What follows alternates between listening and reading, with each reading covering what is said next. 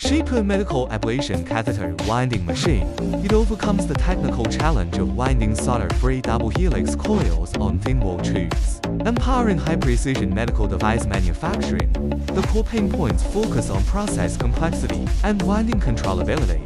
It is required to wind solder-free double-head wires on ultra-thin-walled resin tubes, 0.05 mm in wall thickness, with precise reserve positions for thermocouple installation. Meanwhile, it needs to address multiple challenges, including low rigidity and easy deformation of shielding tubes, inconsistent winding caused by mold deviations, and strict control over bending curvature. After winding through continuous technological iteration, Shapewood has achieved 4 key breakthroughs: reliable forming of solder-free double helix coil ends, balance, parameters of dual windings, precise control over post-winding curvature, stable winding of single-tube double helix structure segue with a dual-axis servo-synchronous architecture and precise control capability. This machine provides reliable equipment support for the manufacturing of high-end medical catheters.